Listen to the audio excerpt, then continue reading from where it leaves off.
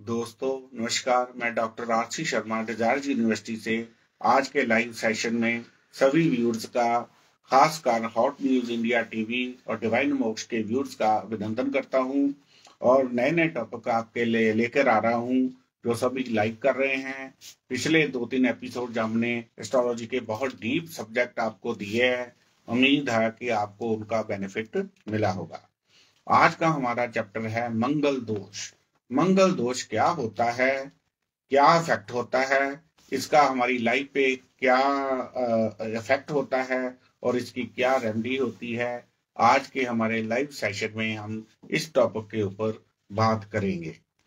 मंगल एक non beneficial planet है और शुक्र जो है बेनिफिशियल प्लेनेट है।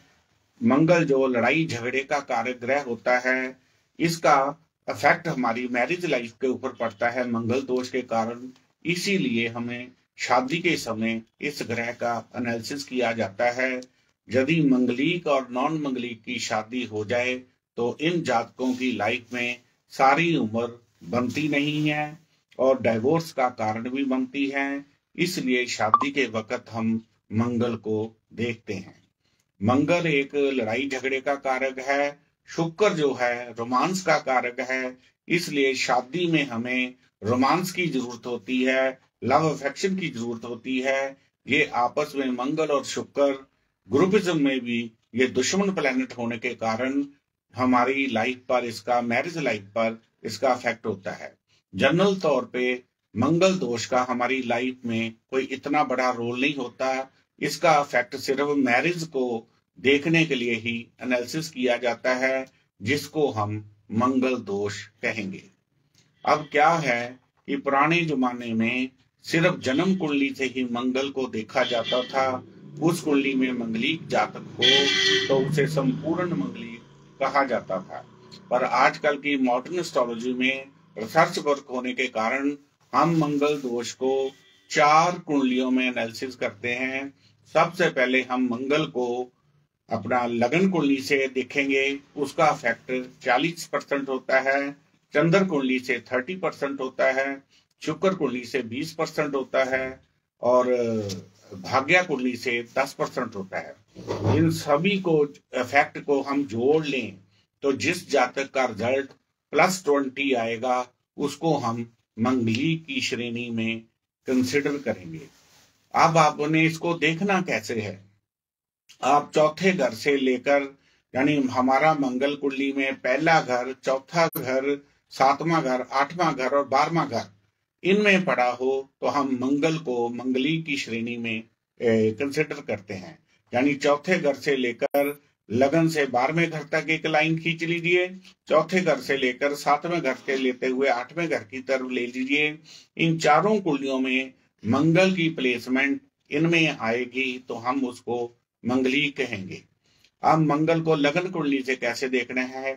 जिस जातक का मंगल पहले घर, चौथे घर, 7वें घर, 8वें घर या 12वें घर में पड़ा होगा तो उस जातक को हम मंगली कहेंगे, जिसका इफेक्ट हमारी कुंडली में +40 होगा।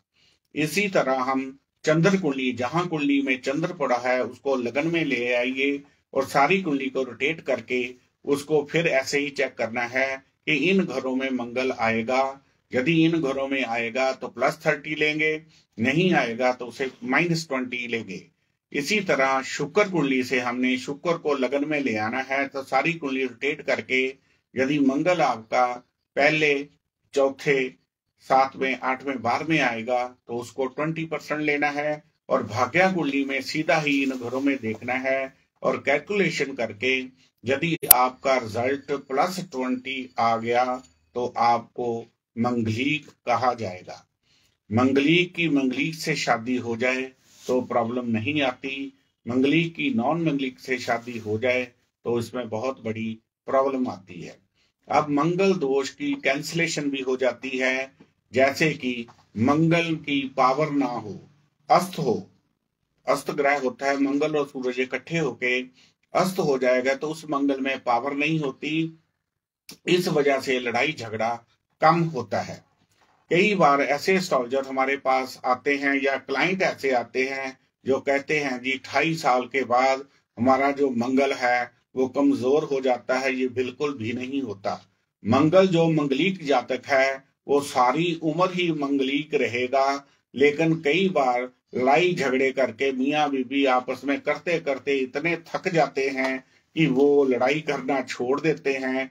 इसलिए उस मंगल की लड़ाई के कारण मतलब अपना इफेक्ट कम होने लगता है, लेकिन मंगलिक दो कैंसल नहीं होता। ये सब भ्रांतियां हैं। सो जब जीवन ये परमात्मा ने जब दिया है तो मंगल इन घरों में होगा तो उसको मंगलिक कहेंगे, और इस दुनिया से जाने के बाद ही हमारा मंगल दोष खत्म होता है। विचकार जो पीरियड होता है जिसको कहते हैं कि 28 साल के बाद मंगल दोष भंग हो जाता है, ये भंग नहीं होता, उसको सिर्फ कमजोर होके मंगल अपना इफेक्ट थोड़ा कम हो जाता है। दूसरा है मंगल दोष का जो कैंसलेशन है वो कैसे होती है। जब गुरु की दृष्टि मंगल के ऊपर पड़ जाए तो जो जातक है 50% ये मंगलिक दोष को कम कर देता है, या हमारी चलित कुंडली में भी मंगल चेंज हो जाए तो तब भी ये मंगल दोष जो है कैंसलेशन में आ जाता है। जिस जातक की कुंडली में जिस घर में मंगल पड़ा हो तो उसके अपोजिट पार्टनर की कुंडली में उस घर में कोई क्रूर ग्रह शनि, राहु, केतु, सूरज ऐसे जो नॉन बेनिफिशियल प्लैनेट आ जाए तब भी उस जातकों की शादी हो जाती है। अब ये क्वेश्चन है कि आज के युग में अरेंज मैरिज के बिना लव मैरिज भी हो रही हैं, जो इस चीज को देखते ही नहीं है कि लड़का मंगलिक है या लड़की मंगलिक है, और उनकी मजबूरी भी होती है कि लव अफेयर के केसेस में हमें उनसे ही शादी करनी होती है। तो इसके लिए आप क्या करें कि जो जातक मंगलिक है उसकी घड़े से शादी या पिपल से शादी करके एक शादी को तोड़ दिया जाता है। घड़े से शादी करने का मतलब यही है कि लावा फेरों के साथ उस घड़े के साथ शादी करके उसको जल प्रवाह कर देते हैं। जो एक शादी को हम खुद तोड़ देते हैं, और प्रैक्टिकल जो शादी होती है उसको हम सेकंड मैरिज में कन्वर्ट कर लेते हैं। क्योंकि जिन जातकों की मंगलिक और नॉन मंगलिक की शादी होगी उनकी एक शादी में प्रॉब्लम आए ही आएगी। इसीलिए हम खुद ही उसको मतलब मंगलिक की श्रेणी में यदि हो जातक तो उसका बेनिफिट ले सकते हैं। ये लव मैरिज के केसेस में ये करना बहुत ही जरूरी है, नहीं तो वो लव मैरिज जो अरेंज मैरिज में कन्वर्ट होती है उसका इफेक्ट जो है वो नेगेटिव आएगा। इसी कारण कई बार हमें देखने में आया है कि जो लव मैरिजेस होती हैं वो इतनी सक्सेस नहीं हो रही। यही वजह है कि जातक कई बार एक दोनों में से एक मंगलिक होता है, जिसके कारण मैरिज लाइफ में हमें प्रॉब्लम्स आती है। ये तो सिंपल बातें थी। इसके बाद यदि किसी का मंगल क्रूर होगा तो वो इतना इफेक्ट देता है कि उसमें एक जातक जो मंगलिक होता है वह दूसरे जातक के ऊपर इतना हैवी उसके ग्रह हो जाते हैं कि इवन डेथ तक भी इनमें हो जाती है। इसलिए शादी के वक्त इस चैप्टर को जरूर देखना चाहिए। फिर भी यदि आपके पास कोई ऐसी मजबूरी है कि ये शादी करनी ही पड़े तो मंगल ग्रह की शांति का पाठ किसी विद्वान पंडित से करवाकर इसका इफेक्ट आप कम कर सकते हो। दूसरा, जो लव मैरिज या अरेंज मैरिज के वक्त हम जो शादियां करते हैं उस शादी में अपने साथ में घर के जो स्टोन होते हैं, मान लीजिए किसी का 1 नंबर लगन है तो 7 नंबर 7वें घर में आएगा, तो 7वें घर का स्वामी शुक्र होने की वजह से उस जातक को 2 ओपल स्टोन या शुक्र के स्टोन अपने पास मैरिज के वक्त रखने चाहिए, और फर्स्ट नाइट से पहले एक को जल प्रवाह करें और एक को अपने घर की तिजोरी में अपने पार्टनर से रखवा दोगे तो सारी उम्र जो है मैरिज की प्रॉब्लम नहीं आती। इस तरह ये 2 उपाय जो मैंने मंगलिक के लिए बताए हैं बहुत ही जरूरी है। इसको करके आप मैरिज लाइफ को अपना सक्सेसफुल कर सकते हो। कई बार क्या होता है कि हमारे 7वां घर मैरिज का होता है, उसके दाएं बाएं मेलेफिक प्लैनेट आ जाए तब भी मैरिज में प्रॉब्लम आती है। 7वें घर का स्वामी आपका अस्त हो उसमें भी प्रॉब्लम आ जाती है। यदि 7वें घर का स्वामी आपका बुध शनि के नक्षत्र में हो उसमें भी प्रॉब्लम आ जाती है। कि बुध जो शनि होते हैं ये नपुंसक प्लैनेट होने के कारण इसका भी मैरिज लाइफ के ऊपर बहुत अधिक इफेक्ट होता है।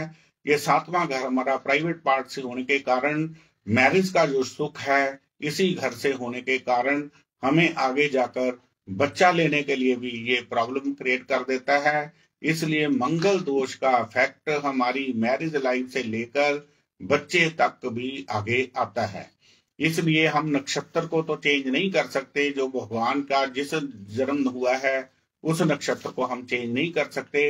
लेकिन यदि सातवें घर की पावर कम है तो उस घर के स्टोन जो है वो आप वीरान जगह पे भी दबा सकते हो, उस कलर का आप अंडरवियर यूज कर सकते हो, या उस कलर की चीज अपने लाइफ पार्टनर को उस कलर की चीज उस ग्रह के मुताबिक गिफ्ट देते रहोगे तो मैरिज जो लाइफ है आपकी टिकी रहेगी। इस तरह ये आप आज का जो छोटा चैप्टर था मंगल दोष, उसके ऊपर मैंने ये आज का जो लाइव सेशन दिया है। यदि आपको इसमें कोई प्रॉब्लम आती है तो आप हमारे चैनल को कांटेक्ट कर सकते हैं या मेरे से भी कांटेक्ट कर सकते हैं। मेरे पर्सनल नंबर बहुत बार दे चुका हूं, आपके पास होंगे। किसी तरह की भी प्रॉब्लम आती है तो वो हम इसमें आपको इसका सुझाव जो है इस चैनल के माध्यम से हम आपको निःशुल्क देंगे। ये मंगल दोष के ऊपर मेरा आज का चैप्टर था और आगे के सेगमेंट में हम योगों के ऊपर थोड़ी सी करेंगे। बाकी डिटेल में योग कल के एपिसोड में आएंगे। आज सिर्फ मैं इनके नाम ही बताऊंगा कि हमारे जो दो ग्रह हैं सूरज और चंद्र होते हैं उनसे बनने वाले योगों के क्या नाम है या इम्पोर्टेंट योग कौन कौन से होते हैं, इसके ऊपर सर डिटेल में चर्चा कल के एपिसोड में हम आगे देंगे। आप अपने आप को इसके लिए प्रिपेयर रखें। अब सूरज जो है, पहला प्लेनेट सूरज है। पहले तो सूरज जो है इसकी प्लेसमेंट का ही इफेक्ट होता है।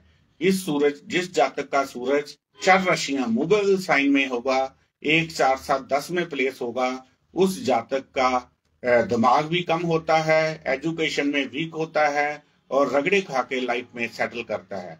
जिस जातक का सूरज 2 5 फिक्स राशियों में होगा, 2 5 8 11, वो जातक मीडियम होता है। जिस जातक का सूरज जो है ड्यूल साइन में पड़ा होता है वो जातक एक्स्ट्रा ऑर्डिनरी इंटेलिजेंट बन जाता है। पहले तो ये सूरज की प्लेसमेंट के ही हमारा योग कुंडली में बनता है। फिर इसके आगे है सूरज के आगे के घर में बेनिफिशियल प्लैनेट पड़ा हो तो व्यसी योग VESI वाला होता है। पीछे के घर में बेनिफिशियल प्लैनेट हो तो व्यसी होता है VASI वाला। दोनों ओर हो तो उसे उभयाचारी कहेंगे। सूरज और बुध इकट्ठे पड़े हों तो उसे बुध द्वितीया राजयोग कहा जाता है। ये हमारे सूरज ग्रह के योग होते हैं। इसी तरह आगे चंद्रमा से बनने वाले योग हैं। चंद्रमा के आगे के घर में कोई प्लैनेट पड़े हो तो उसे सुनाफा योग कहेंगे, पीछे के घर में पड़ा हो तो उसे अनुफा कहेंगे, दोनों ओर हो तो उसे धुरिंद्रा योग कहेंगे। सूरज चंद्र और गुरु इकट्ठे पड़े होंगे तो उसे गज केसरी योग कहेंगे। सूरज से 6 8 12 घर में कोई प्लैनेट पड़ा हो तो उसे पर्वत योग कहा जाता है, और यदि कोई भी ग्रह ना पड़ा हो तो उसे अमल योग कहा जाता है। इस तरह सूरज से बनने वाले योग ये होते हैं। सबसे नेगेटिव योग कुंडली में चंद्रमा का होता है। जिस जातक का चंद्रमा अकेला पड़ा हो और उस पर किसी ग्रह की भी दृष्टि ना हो तो उस योग को हम केंद्रम योग कहेंगे। केंद्रम योग वाले की कुंडली में जितने भी बड़े बड़े योग कुंडली में हो, धन योग हो, तो वो काम नहीं करते। इसलिए सबसे जो नेगेटिव योग होता है कुंडली में केंद्रम योग होता है। ये इसका एग्जांपल देना चाहूंगा। जैसे कोई जातक बड़ी गाड़ी फॉर्च्यूनर ले ले लेकिन हैंड ब्रेक लाके चलाएगा तो उसका इंजन बैठेगा, वही हाल केंद्रम योग वाले का होता है। इसलिए केंद्र योग को भंग करने के लिए सिंपल कहा है, गुरु की चीजें, पीले कलर की चीजें चंद्रमा के साथ प्लेस कर लो तो वो गज केसरी योग में कन्वर्ट होने से केंद्रम योग जो है वो भंग हो जाता है। इस तरह ये हमारे योग कुंडली में काम करते हैं। और इसी तरह सबसे हमारा जो एक नेगेटिव योग और है जिसको मैं कहूंगा चंद्र मंगल योग कहा जाता है। इसका नाम ही चंद्र मंगल योग है। जिसकी कुंडली में भी चंद्र मंगल इकट्ठे होंगे वो जातक क्या करते हैं, 2 नंबर का काम करने वाले बन जाते हैं और उनका कोई दीन धर्म नहीं होता। आप अपनी कुंडली से आराम से देखिए कि जो फ्रेंड आपका आपके घर आ रहा है या जिस जातक से आप अपना शादी करना चाहते हो, यदि इसकी कुंडली में चंद्र मंगल इकट्ठे हैं तो वो जातक आपके लिए ट्रस्टवर्दी नहीं होगा। बड़ी आसानी से आप देख सकते हैं। इसलिए ये मैंने सिंपल जो योगों की परिभाषा आज दी है, और कल के एपिसोड में हम योगों के ऊपर डिटेल में जानकारी देंगे, ये कैसे काम करते हैं, कैसे इनका इफेक्ट आता है। जैसे कई बार देखने में आया है कि गज केसरी योग जो बहुत इंपॉर्टेंट योग होता है, आम एस्ट्रोलॉजर उसको राजा महाराजा कह देते हैं, लेकिन वही जातक गज केसरी योग वाला एक रिक्शा चला रहा होता है, वो क्यों चलाता है या क्यों गज केसरी वाला योग राजा बनता है, इसकी डिटेल में हम बातें कल के एपिसोड में आपको बताएंगे। आप हमारे साथ जुड़े रहिए, हमारे चैनल के साथ जुड़े रहिए। आपको और भी बहुत ज्योतिष के अंदर जो विशेष जानकारियां होती हैं वो बारीकी में हम आपको देते रहेंगे। आज इसी योगों के कारण मैं एपिसोड को आज को विराम देता हूं। मैं आपका दोस्त doctor R C Sharma, Desire University से। मेरे पर्सनल मोबाइल नंबर है 9780050013, 9888222326। धन्यवाद। मैं फिर एक बार आपका सभी व्यूअर्स का हाथ जोड़कर अभिनंदन करता हूँ। नमस्कार।